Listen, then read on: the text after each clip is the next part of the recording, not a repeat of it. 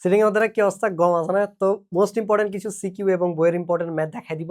তোমার কাজ হচ্ছে কি, তুমি যে শিওর হয়ে নাও যে এই ম্যাথগুলো তুমি পরীক্ষার হলে যাওয়ার আগে যাতে একবার হলেও দেখে যাও বা করে যাও। তো সবগুলো করছো কিনা তোমাকে শিওর হয়ে নিতে হবে আর কি। তো প্রথমে আমরা চ্যাপ্টার 2 দেখবো। চ্যাপ্টার 2 থেকে কুমিল্লা বোর্ড ছাড়া বাকি সব বোর্ডের প্রশ্ন সহজ হয়, ইভেন চিরাং বোর্ডের প্রশ্ন সহজ হবে। যে সেটা তো আমি কি বলবো বুঝছি। দেখো, কুমিল্লা বোর্ডে উল্টাপাল্টা প্রশ্ন অ্যাজ ইউজুয়াল এগুলো আসবেই। এছাড়া তোমাদের বোর্ড বলো, বাকি সব বোর্ডে সব জাতীয় অঙ্কগুলো আসে, এই তালিকা পদ্ধতি, ডোমেন রেঞ্জ, মান নির্ণয়, বাকি সবকিছু একই টাইপের থাকে। হ্যাঁ, এটা সব বোর্ডেই। সো তোমরা এই 5টা করে গেলে, আমি টোটাল 5টা দাগায় দিছি এই অধ্যায় থেকে। এই 5টা করে গেলে ইনশাল্লাহ তোমরাও কমন পেয়ে যাবে, বিকজ সবগুলোর মানে টাইপ থেকে তোমাদের একটা আইডিয়া থাকবে যে কিভাবে এগুলো সলভ করতে হয়। সো এই সলভিং অ্যাপ্রোচটা তোমাদের শেখা হয়ে যাবে আর কি। সো এই জন্য আরামসে তোমরা এই 5টা লিখে ফেলতে পারবা। সো যেটা করতে হবে সেটা হচ্ছে, এই পিডিএফটা যদি পাইতে চাও, আমাদের হোয়াটসঅ্যাপ চ্যানেলের ডেসক্রিপশনে লিঙ্ক আছে, ইউটিউবের ডেসক্রিপশনে ওই চ্যানেলেও এটা দেওয়া আছে, কিংবা তোমরা আমাদের সায়েন্স বেকারির অ্যাপ যদি ইনস্টল করো, অ্যাপে মিশন জিপিএ 5 নামে একটা কোর্স আছে, ওইটা ফ্রিতে এনরোল করে ফেলবা আর কি। ঠিক আছে? সো ফ্রিতে এনরোল করে ফেললো, ওইখানেই সমস্ত আমি যতগুলো সাজেশন দিছি যে সব তোমরা পাই যাবা। ঠিক আছে? সামনে ফিজিক্স পরীক্ষা আছে, ফিজিক্সেরটা দিছি, ইসলাম শিক্ষার আয়াত হাদিসের নোট দিছি, তারপরে পিজিএস, তারপরে হচ্ছে গিয়ে তোমার বায়োলজি, কেমিস্ট্রি এসকিউ সাজেশনসের উত্তর সহ এসকিউ সাজেশনসের পিডিএফ দেওয়া আছে। এরপরে কেমিস্ট্রি কোর্সটা পুরোটা ফ্রিতে দিয়ে দিছি। সো এটা তোমরা নিয়ে ফেলবা আর কি। সো এবার দেখো কি করতে হবে। এবার হচ্ছে চ্যাপ্টার 3। সারা বাংলাদেশের সব বোর্ডে, ইভেন কুমিল্লা বোর্ডে এই প্রশ্ন থেকে প্যাচে আসে। কেন জানো? কারণ তুমি সারা বছর অঙ্ক করে গেছো এরকম যে ভাই আমার a⁵ plus 1 a⁵ is equal to 922√6।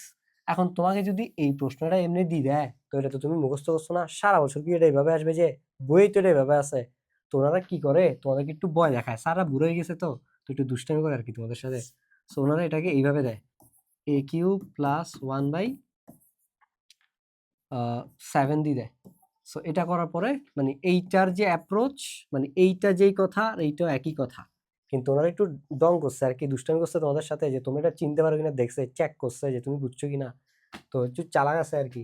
তো এরকম একইভাবে ইভেন আরো একটা কাজ করবে, 1⁵ প্লাস 1⁻10 ইজ ইকুয়াল টু 922√6। একই, এই প্রত্যেকটা expression actually same, but they just check যে তুমি এটা বুঝতে পারতেছো কিনা।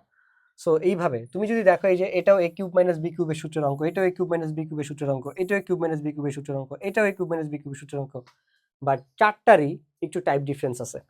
এইখানে যে তোমাকে যে মানগুলো বের করতে হবে এগুলো ডিরেক্ট দিয়ে দিছে। এখানে যে মানগুলো বের করতে হবে, এই যে একটা দিছে, তোমাকে কষ্ট করে বের করতে হবে 1/p, তারপরে বিয়োগ করে এরপরে বের করতে হবে। তো এটা মোটামুটি বইয়ের অ্যাপ্রোচের সাথে মিলে।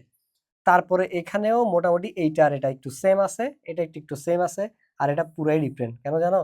এখান থেকে মান বের করে তারপরে এখানে এসে বসাইতে হবে। তারপরে এটার খ নাম্বারটা দেখো না, এই যে এইটা আর এই যে এগুলা, সো অবস্থা টাইট হয়ে যাবে। তো মোটামুটি যেটা আমি এই যে তোমাদের চট্টগ্রাম বোর্ডে যেটা আসছে, যে এই যে দেখো একদম মোটামুটি এটা জাতীয় অঙ্ক, ইজি আছে, এটা তো সমস্যা হবে না।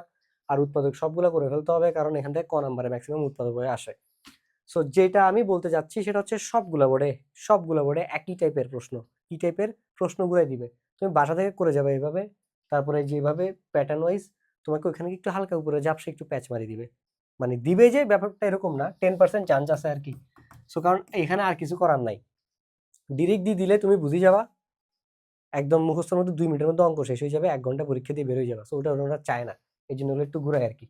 সো যারা একদমই মানে দুর্বল স্টুডেন্ট, ওদের জন্য সমস্যা হয়ে যায়। তারপরে দেখো, মান বের করতে না দিয়ে মান দিয়ে বলছে যে এটা প্রমাণ করো। মানে ওই উল্টা সোজা, তুমি বাসা থেকে করে গেছো শুরু থেকে শেষ, ওরা বলবে শেষ দিয়ে দিছি তুই শুরু বাই কর। তো তোমাকে এটা করতে হবে আর কি। অধ্যায় 11 মোটামুটি বই থেকে সবগুলো আসে, বইয়ের এগুলাকে মডিফাই করে এরপর ওনারা কোশ্চেন বানায়।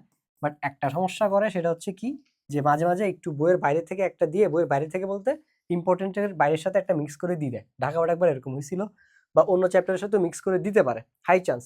বাট ওইটা সমস্যা নাই, যদি তুমি 11 পড়ো। আমি জানি 11 তোমরা ম্যাক্সিমাম স্টুডেন্ট পড়বা না, যদি পড়ো তাহলে এটা সবগুলো আমি এখানে 4টা না 6টা দাগাই দিছি, এই 6টা তোমাকে পড়ে যেতে হবে, এছাড়া বাকিগুলো না পড়লেও হবে। আর যদি 11 থেকে তোমার মানে অ্যান্সার করার ইচ্ছা না থাকে, তাহলে এটা স্কিপ করতে পারো। আর যদি স্কিপ করতে তুমি কনফিডেন্স না পাও, তাহলে এই যে এই অঙ্কটা, তারপর হচ্ছে কি এই যে এই 2টা অঙ্ক করে যাবা। আর যদি কিচ্ছু ভালো না লাগে, খালি এই অঙ্কটা করে যাবা, তাইলেই হবে। এই যে ক্ষেত্রফল হ্রাস বৃদ্ধির অঙ্কটা করে যাবা, তাইলেই হবে। এই একটা অঙ্ক করে যাবা পুরো চ্যাপ্টার থেকে, যদি না পড়তে ইচ্ছা করে।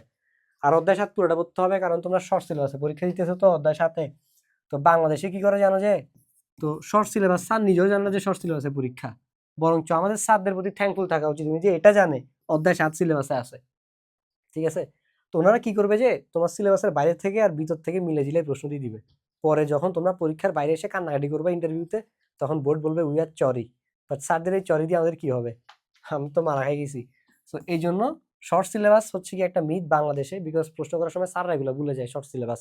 এই যে তোমরা বড় ভাইদের থেকে খবর নিবা, যতবার শর্ট সিলেবাসে পরীক্ষা হয়েছে কিছু না কিছু সিলেবাসের বাইরে থেকে আসছেই। ইভেন তোমাদের আইসিটিতে নাকি কোন বোর্ডে 3টা থেকে এমসিকিউ আসছিল। সো ওইটা সমস্যা না, যেটা ভাই বলতে চাচ্ছি অধ্যায় 7 পুরোটা পড়বা, এই জন্য আমি পুরোটা থেকে সাজেশন দিছি, এগুলো মোস্ট ইম্পর্টেন্ট, এগুলোর উপরে বেস করে আমি এই সিকিউগুলো দিছি। আর আমি জানি তোমরা মানে সবাই অধ্যায় 7 পড়বা, যেহেতু একটা চ্যাপ্টারই পড়বা, একটা চ্যাপ্টার পুরোটা পড়তে হবে। মনে রাখবা দুনিয়া এখন অনেক কঠিন হয়ে গেছে, তোমাকে যেটাতে শিখতে হবে ওটাতে মাস্টার হইতে হবে, ঠিক আছে। একটা স্কিল 30-40% শিখে কোনো লাভ নাই, যেটা একটা শিখো কিন্তু সেটাতে তোমার মাস্টার হইতে হবে। ঠিক ওই রকম তুমি যেহেতু জ্যামিতি একটা চ্যাপ্টারই পড়বা, তো ওইটাই ভালো মতো পড়ো। আর অধ্যায় 8 ব্যাকআপ হিসাবে তুমি উপপাদ্য 17, 18, 19 আর হচ্ছে যে 20 আর 23 এই 5টা করে যাবা। আর এই 5টাও যদি না করো, এই 5টার পাশাপাশি অন্তর্বৃত্ত আর বহির্বৃত্ত আঁকা শিখে যেতে হবে তোমাকে, ঠিক আছে, অন্তর্বৃত্ত আর বহির্বৃত্ত। আর যদি তাও না করো যে ভাই আমি উপপাদ্য পড়বো না, তাহলে অ্যাটলিস্ট অন্তর্বৃত্ত আর বহির্বৃত্ত তুমি বাসা থেকে এঁকে যাও, ঠিক আছে। কালকে যখন আসবে কলম কামড়াবা আর আমার কথা মনে পড়বে, ভাই এত বলছিল, কিন্তু তখন মনে করা দিয়ে কি হবে, নাম্বার ছাড়তে হবে। তো এই যে ত্রিকোণমিতি, এবার আসো ত্রিকোণমিতি আর অধ্যায় 3, এরা হচ্ছে খালাতো ভাই, বুঝছো। মানে প্রত্যেকটা বোর্ডে সব জায়গায় এই দুইটা প্রশ্নকে পেঁচাবে, তোমার পারা অঙ্ক ইজি অঙ্ক ঘুরে পেঁচাই দিবে, তুমি বুঝতেই পারবে না। তুমি এই অঙ্কটা কি করছো বইয়ে, যে ধরো cos 4 theta minus cos square theta is equal to 1, ঠিক আছে। তো তোমাকে এটা এভাবে দিবে না, কারণ ওই যে দিলে তুমি চিনে ফেলবা, তো স্যাররা একটু দুষ্টামি করছে আর কি, এই যে তোমাকে এইভাবে দিয়ে দিবে, তোমাকে কষ্ট করে বের করতে হবে। এটা জাস্ট ভাই এক্সাম্পল দিলাম একটা, এটা সম্ভবত কি দিয়েছে আল্লাহ মাহবুব জানে, দেখতে হবে। তো এটা বেসিক্যালি হয়েছে কি 9.1 যে কাজ আছে না, এই যে দেখো ভাই দাগাই দিছি 183 পৃষ্ঠার কাজ, দুইটা কাজ আছে দেখবা, এরকম দুইটা খালাতো ভাই একসাথে 1-2 দিয়ে বসে আছে 183 নম্বর পেজে, দুইটা অঙ্ক তুমি অবশ্যই করে যাবা। এরপরে যে 4 এর একটা অঙ্ক আছে, উদাহরণ 11 না যেন 14 না যেন 12, আমার ঠিক মনে নাই, তো ওইটা তুমি একটু দেখে নিবে বই থেকে, দেখো এই যে এই অঙ্কটা ওই অঙ্কটাকে মডিফাই করে এই অঙ্কটা আসছে, এটা 9.2 উদাহরণের অঙ্ক। সো মোটামুটি বই আমি যেগুলা দাগাই দিছি এগুলার থেকেই আসছে, আর এগুলার উপরে বেস করে আমি এই সিকিউগুলো তোমাকে দাগাই দিছি। তো তুমি নিজে একটু চেক করে দেখো যে তোমার পারা অঙ্কগুলাই দিছে, যেমন এগুলা সমীকরণের অঙ্ক 9.2 লাস্টের অঙ্কগুলা, এই যে এগুলাও, এইটাও, ইভেন এইটাও কিন্তু এমন ভাবে দিছে যাতে তুমি চিনতে না পারো, একটু ঘুরাবে। এই জন্যই তো এগুলোর নাম সিকিউ, সৃজনশীল প্রশ্ন। সৃজনশীল মানে কি, ক্রিয়েটিভ মানে কি, ঠিক আছে, তোমাকে চিন্তা করে লিখতে হবে। তো সব যদি বইয়ের মতো করে দিয়ে দেয়, এটা তো মুখস্থ হয়ে গেল, ঠিক আছে। আর তোমরা তো এমনি তো যাওয়া বিদেশ। তো চিটাগং বোর্ডে 3 ধরনের পোলাপাইন থাকে, বুঝছো। চিটাগং হচ্ছে মানে এরা পড়ালেখা করতেছে কেন করতেছে এরা জানে না, দিন শেষে এরা 2 দিন পরে এসএসসি তে ফেল করে হয় বিদেশ যাবে, নাহলে দেশে ব্যবসা করবে। আর বাকি সব হচ্ছে গিয়ে বইঙ্গা, এই কুমিল্লা, চিটাগং, নোয়াখালী থেকে সব বইঙ্গা গুলি আসি চিটাগং এ বসে আছে। একবার গেছে বিদেশ, আরেকবার হচ্ছে চিটাগং, যেগুলো বিদেশ যেতে পারে না আর কি, অথবা বিদেশ ফিরে দেশে ভালো লাগতেছে না, চিটাগং এ বইঙ্গা হয়ে বসে আছে। আর আগের আরেকবার হচ্ছে যে তোমরা জেনারেল লাইনে যারা ভালো মতো পড়াশোনা করবে আর কি, এখন আমি জানি না কারা কারা ভিডিওটা দেখতেছো, বইঙ্গারা দেখতেছো না ভালোরা দেখতেছো না বিজনেসম্যানরা দেখতেছো। তো যারাই দেখো পাস করতে হবে, পাস করার জন্য পরীক্ষা দিতেছো, ভালো মতো দেখো করে যাও এগুলা। এই আর সব জায়গায় প্যারা আছে, দেখো এখানে তুমি যা পড়বা তা কমন পাবা, ফর শিওর কমন পাবা, একটা প্যারা আছে প্রশ্ন ঘুরাই দিবে। আবার এখানে দেখো কমন পাবা, কিন্তু একটু বেশি পড়তে হবে কমন পাওয়ার জন্য, কারণ ডাইনামিক কোশ্চেন হয়। তো এই জন্য তারপরেও তুমি যদি কম পড়তে যাও, যারা এটা ডিপেন্ড করে তুমি কি 16 থেকে অ্যান্সার করবা, 16 থেকে যদি তোমার অ্যান্সার করতে হয় তাহলে পুরোটা পড়বা, এখানে 7টা দিছি 7টাই পড়তে হবে। আর যদি 9 থেকে অ্যান্সার করতে চাও আর 7টা ব্যাকআপ হিসেবে রাখতে চাও, তাহলে 4টা প্রশ্ন পড়ে যাবা, একটা দুইটা, এই যে ঢাকা বোর্ড 25, ঢাকা বোর্ড 24, তারপর হচ্ছে গিয়ে এই যে 42 নাম্বারটা চট্টগ্রাম বোর্ড 22, আর হচ্ছে যে 45 নাম্বারটা যশোর বোর্ড 19, দিনাজপুর বোর্ড 19, মানে দুইটা প্রশ্নই দুইটা বোর্ডে এই প্রশ্নটা আসছিল। তাহলে তোমার সব টাইপ সম্পর্কে আইডিয়া হয়ে যাবে আর কি। আর অধ্যায় 17 পরিসংখ্যান সবগুলো পড়বা, এই 5টা থেকেই 2টা প্রশ্ন তুমি শিওর কমন পেয়ে যাবা, মানে সব টাইপের আইডিয়া হবে, এরপরে তুমি আরামসে অ্যান্সার করতে পারবা। এই 5টা করলেই তোমার সব টাইপের প্রশ্ন আইডিয়া হবে। সো তুমি কি বইঙ্গা না অরিজিনাল চিটাঙ্গা, এটা চাইলে ভাইকে কমেন্ট বক্সে জানাইতে পারো। ঠিক আছে, আমাদের ভিডিও এখানেই শেষ। সবাইকে অসংখ্য ধন্যবাদ যারা লাস্ট পর্যন্ত ছিলা। আসসালামু আলাইকুম।